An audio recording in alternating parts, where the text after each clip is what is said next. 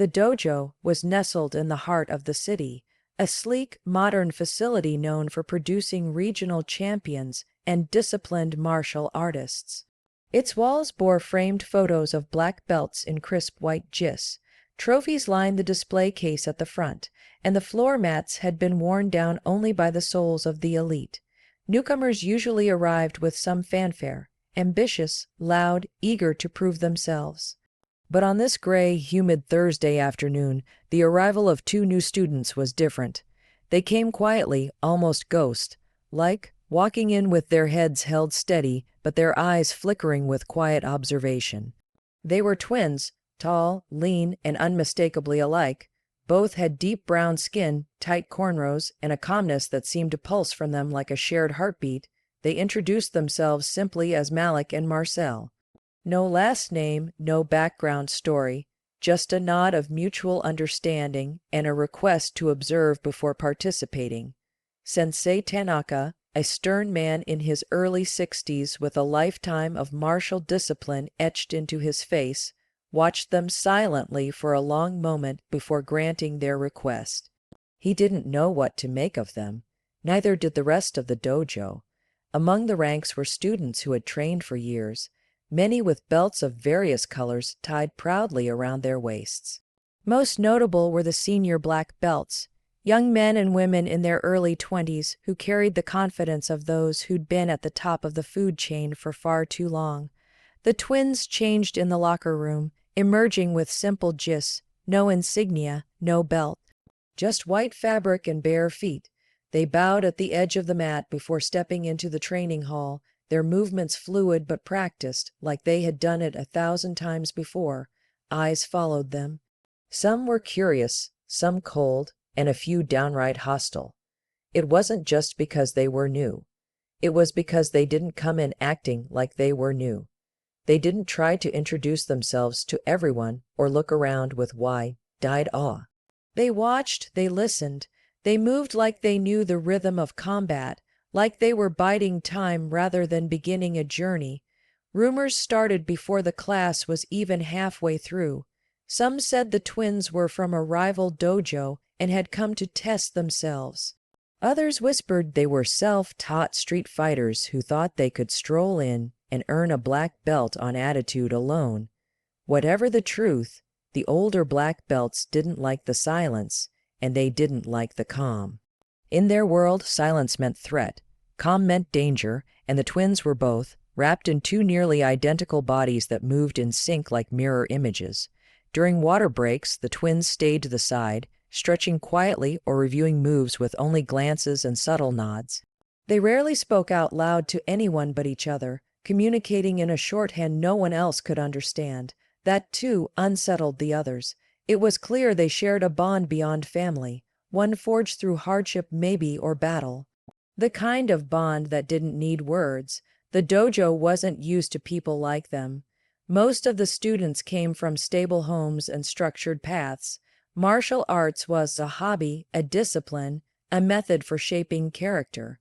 But Malik and Marcel didn't look like they were there to find themselves or develop patience. They looked like they had already survived something and were now just perfecting the skills they'd learned through necessity. And that was the real threat, because everyone in the dojo, especially those wearing the black belts, could feel it. These weren't kids playing at fighting. These were fighters who had already learned how to survive without the structure of a dojo or the praise of a sensei. By the time the class ended, the room was heavy with tension. The twins had done everything correctly, form, kata, stances, but with a precision that seemed too refined for white belts. Sensei Tanaka's brow furrowed as he watched them leave with the same quiet grace they had entered. The senior students stood together near the lockers, whispering among themselves. There was something off about these two, they agreed, something they needed to uncover.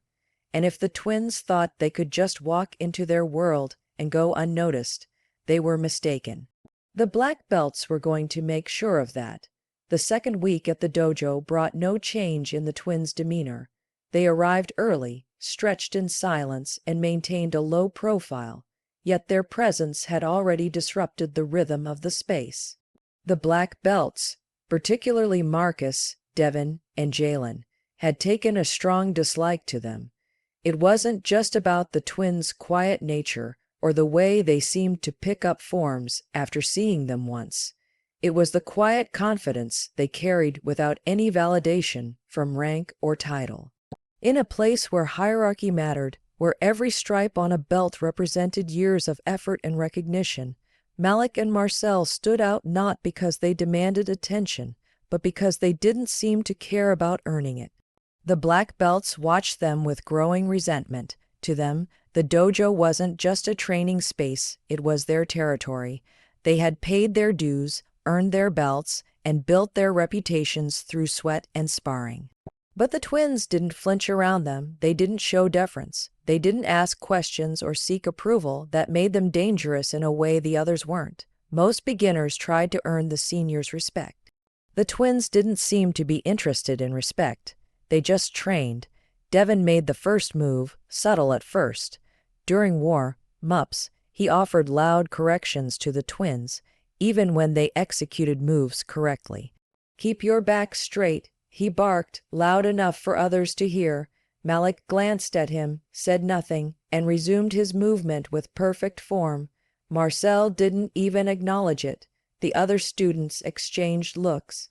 Everyone knew Devin liked to flex his seniority, but usually it was with a smirk or a laugh. This was different. There was an edge in his tone. The teasing escalated as the week progressed. During break periods, Jalen loudly joked about the twins' lack of belts.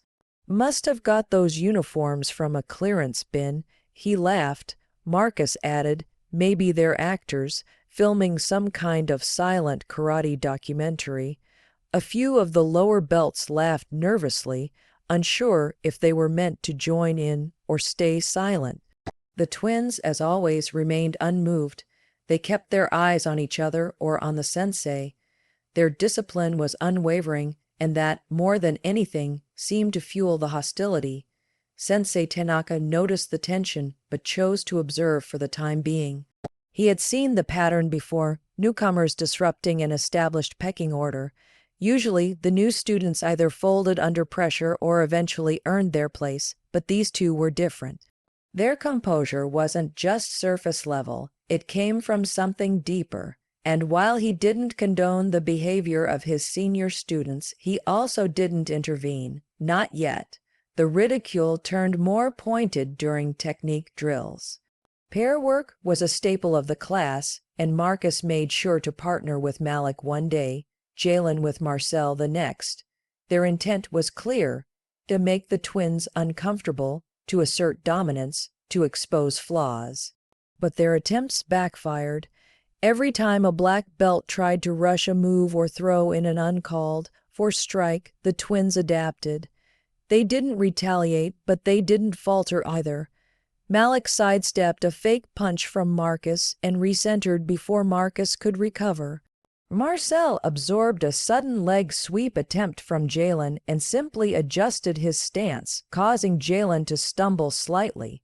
The twins' reactions weren't flashy or aggressive. They were clinical, efficient. They didn't embarrass their opponents, but they didn't allow themselves to be embarrassed either. That subtle resistance, graceful, composed, and utterly firm, became its own form of defiance, and that only made the black belts angrier. Outside the dojo, stories about the twins began to spread. No one knew where they trained before. No one could find footage of them competing. Some speculated they came from overseas. Others said they were just natural talents.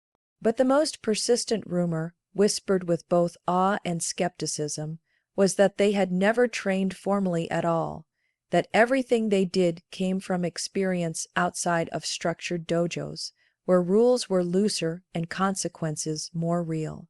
Inside the walls of the dojo, however, the narrative was different. The black belts saw them as intruders. They didn't fit into the system, didn't show reverence, didn't seem to care about titles or belts. Their very presence threatened the fragile social hierarchy that had kept the elite students in control for years. To the black belts, Malik and Marcel weren't just new students, they were challengers. And challengers, in their eyes, needed to be tested. The air inside the dojo was thick with anticipation. A Friday evening class had drawn a full attendance, not just from students but from parents and local observers.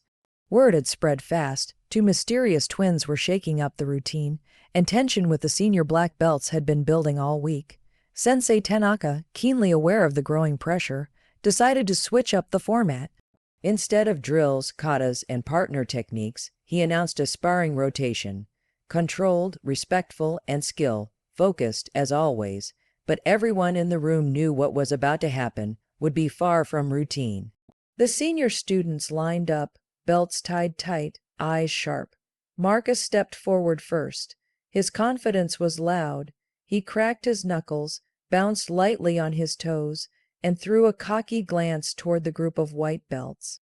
"Let's warm up," he said, looking directly at Malik. Sensei nodded. Malik stepped forward, bowed formally, then took his stance. Balanced, measured, unbothered. The mats seemed to still around him. The sparring began with Marcus coming in fast. He threw a quick roundhouse kick, meant more to test distance than connect. Malik didn't react. He just shifted, letting the kick pass harmlessly. Marcus followed with a flurry of jabs and a low sweep.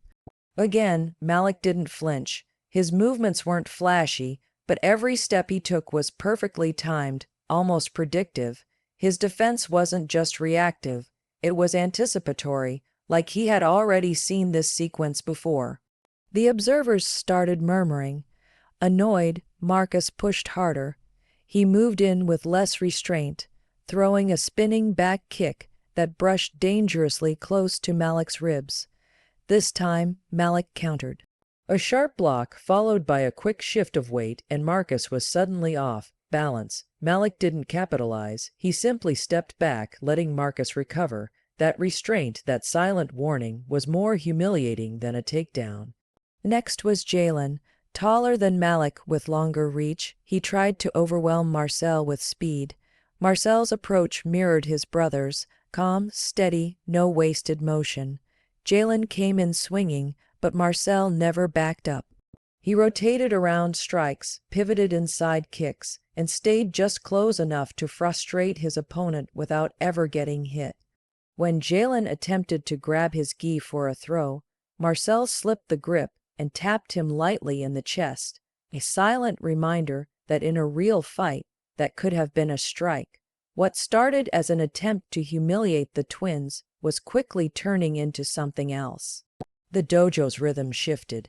Spectators who had expected the black belts to dominate were now watching in silence, eyes wide, unsure whether they were witnessing disrespect or raw, undeniable skill. Each time a black belt stepped onto the mat, the result was the same. Malik and Marcel didn't dominate with power or aggression. They controlled the space, they absorbed, redirected, and neutralized with surgical precision. Devin tried to change the tone. When it was his turn, he attacked Marcel hard, too hard. A spinning hook kick grazed Marcel's shoulder, though it wasn't supposed to connect. The room tensed. Marcel's expression didn't change. He stepped forward this time, not back. He closed the gap between them before Devin could reset, landed a perfectly legal sweep, and left Devin on the mat, stunned. It wasn't a knockout, it wasn't even flashy, but it was definitive. Marcel helped him up without a word. By now, even Sensei Tanaka's expression had changed. His normally composed face held the faintest trace of surprise. He had watched countless sparring matches over decades of teaching, but few students demonstrated this kind of timing, control, and instinct, especially without formal rank. Malik and Marcel weren't just good, they were precise under pressure, deliberate even when provoked, and absolutely unreadable in combat. The younger students, sitting along the edge of the mat, looked on with wide eyes. The social hierarchy that had always governed the dojo, the silent agreement that black belts were untouchable, that newcomers had to work their way up through silent submission, was cracking, and the ones causing the cracks weren't loud or arrogant. They were methodical, like everything happening had already played out in their minds long before it began. The black belts huddled together after the rotation ended, whispering among themselves. Their expressions weren't just frustrated, they were shaken. They had tried to expose weakness. and had instead revealed their own limits. They couldn't read the twins. They couldn't control the tempo. They had attacked, provoked, and pressed, only to find themselves countered at every turn, not with force, but with a kind of quiet ruthlessness they couldn't match. The whispers had grown louder since the sparring session. Malik and Marcel hadn't just held their own. They had revealed something the dojo wasn't ready to admit: skill outside the system. For most of the students, martial arts existed within the safe bounds of structured training, belts, tournaments, and etiquette. But the twins operated on a different frequency, and it was becoming harder to ignore. Their movements weren't based on textbook kata or rigid technique. They fought with rhythm, adaptation, and something that felt primal, like survival. That Monday, after the usual warm-ups and drills, Sensei Tanaka announced an open floor session. No partners assigned. Sparring, if desired, could be requested freely, as long as it remained respectful and safe. The message was clear to everyone in the room. Those who had something to prove would get their chance. The twins stood quietly in the corner as black belts rotated through light matches with lower-ranked students, all while casting quick glances toward Malik and Marcel. Eventually, one of the dojo's most aggressive fighters, Kaito, another senior black belt and regional tournament medalist, approached them directly. "You two, you've been dodging real pressure. Let's test that calm." He said it without malice, but with the practiced arrogance of someone used to being the best in the room. Malik looked to Marcel, then gave a small nod. Marcel stepped forward. The match was cleared. No time limit. First clean point or clear dominance would end it. The dojo circled in. Marcel removed his white belt and folded it on the side. Kaito smirked at the gesture, taking it as either disrespect or theater. But as the match began, it became evident Marcel wasn't concerned about perception. Kaito opened with quick footwork and sharp jabs, trying to establish distance. Marcel didn't retreat. He stalked, step for step, cutting angles without effort. His footwork wasn't flashy, but it was efficient. He didn't waste energy, and he didn't react emotionally. When Kaito launched a combination, a high-low jab cross followed by a roundhouse, Marcel slipped inside the range and stepped through, locking Kaito's leg mid-kick and forcing a reset. No points scored, just disruption, just control. Something shifted in Kaito's face. He accelerated, attacked with intent, but every time he committed, Marcel was already gone, already sliding off the center line, already setting up his next position. The watching crowd had seen fast fighters before, but this wasn't about speed. It was about intuition. Marcel moved like someone who'd fought in environments where being slow meant bleeding. He anticipated. He calculated. On his next engagement, Kaito overextended. Marcel dropped his weight, pivoted, and executed a low spinning sweep. Not the kind they taught in the dojo, but raw and direct. Kaito hit the mat clean and hard. Marcel didn't raise his hands. He didn't bow dramatically. He just stepped back. The silence in the room wasn't about surprise anymore. It was recognition. Sensei Tanaka called the match. Kaito stood, more confused than angry. He had trained in sanctioned tournaments, studied under champions, and yet he'd just been dismantled by someone with no belt, no known lineage, and no record. He bowed respectfully. Marcel returned it. After class, Devin, Marcus, and Jalen cornered the twins in the parking lot. Not with threats, but with questions. Where did you train? Who taught you that style? What kind of dojo teaches you to move like that? For the first time, Malik spoke, his voice low and even. We didn't learn from a dojo. Their story spilled out not as a boast, but as a matter of fact. They had grown up in a part of the city where fights happened not on mats, but in alleyways and vacant basketball courts. No refs, no points, just endurance. Their uncle, a former military combatives instructor turned underground fighter, had raised them. He taught them not to win, but to survive. How to move when you're tired, how to defend when you're outnumbered, how to strike when there's no time to think. They never entered official tournaments. They couldn't afford fees, gear, or the luxury of time. Instead, they fought in underground circuits, bare-knuckle exhibitions disguised as youth exhibitions, in abandoned gyms and community halls. No belts, no trophies, just reputation, just pain. They sparred against older kids, grown men, anyone who stepped into the circle, and they learned, fast, brutally, relentlessly. Everything they brought into the dojo was sharpened on concrete floors, not foam mats. Their timing came from dodging real punches, their composure from staying alive under pressure that didn't stop at a point call. What looked effortless in class was the result of years of repetition under fire, where losing meant more than embarrassment. It meant injury or worse. They hadn't come to prove themselves, they didn't care about status, they came to refine their tools, to add structure to what had already been forged. But now that the dojo had pushed them into the light, there was no more mystery. They weren't anomalies, they were survivors, fighters, and no amount of belts or titles could prepare anyone for what they had already lived through. The mood in the dojo had shifted entirely. Where there was once suspicion and quiet mockery, there was now silence thick with contemplation. No one openly challenged the twins anymore. Malik and Marcel came to class, performed every drill with precision, and left without waiting for attention or praise. Their story had passed from whispers to quiet understanding.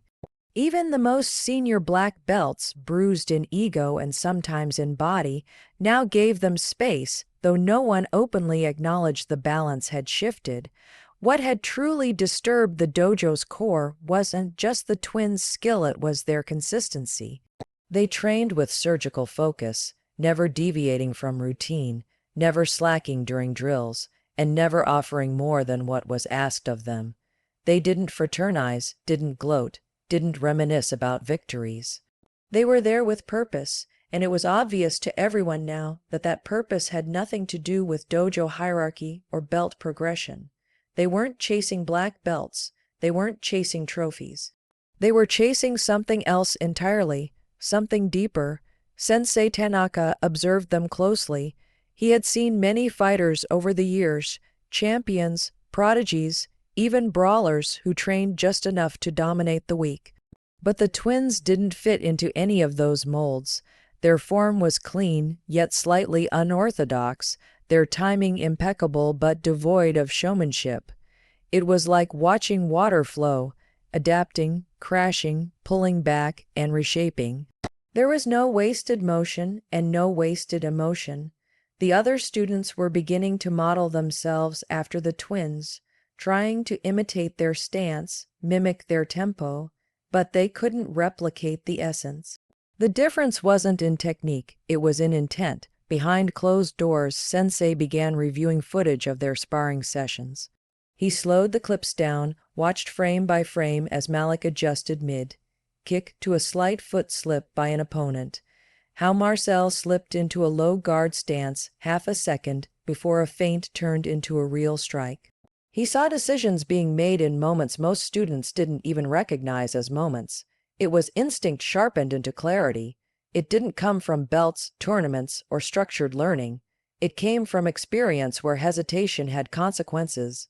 Still, the twins remained silent about their goals. When asked if they were interested in testing for rank, they said no. When offered private training, they politely declined. They trained hard, bowed respectfully, and left as soon as class was done. But they always trained together, like one couldn't function without the presence of the other. They moved in sync, sparred in sync, and corrected each other in shorthand the rest of the dojo couldn't decipher. It became clear that their mission, whatever it was, existed beyond the walls of the dojo. Rumors emerged again. This time they weren't about origin, but destination. Some said the twins were preparing for underground tournaments again, ones that took place in warehouse basements where bets were placed in cash and medical kits were closer than referees. Others believed they were preparing for something personal, perhaps avenging a wrong, settling a score. No one asked them directly, no one dared. Even the most arrogant had learned that asking the twins anything was like throwing a stone into a bottomless lake. One night after class, as the other students packed their gear, Malik and Marcel stayed on the mat. The lights were dim, most had gone home, but the twins kept moving, running silent drills, shadow boxing in a rhythm only they understood. Sensei Tanaka watched from the office window. There was something sacred in the way they moved, an unspoken urgency, like time was running out and they were sharpening for something only they could see. Not a competition, not a belt test, a confrontation. Their presence had redefined the dojo's atmosphere. The black belts no longer stood on their former pedestal. Now, students looked to the twins, not because of rank, but because they embodied something more. They weren't fighting to impress, they weren't training to be seen, they were preparing for something real, something that demanded discipline without recognition, violence without reward, survival without ceremony. Even as their legend grew within the small confines of the dojo, Malik and Marcel never let it touch them. Praise, attention, status, none of it slowed them down or swelled their ego. They came in, trained harder than anyone, and left. The black belts, once the apex of respect, now trained with more intensity, humility, and focus than ever before, not because they feared the twins, but because the twins reminded them what fighting was really about.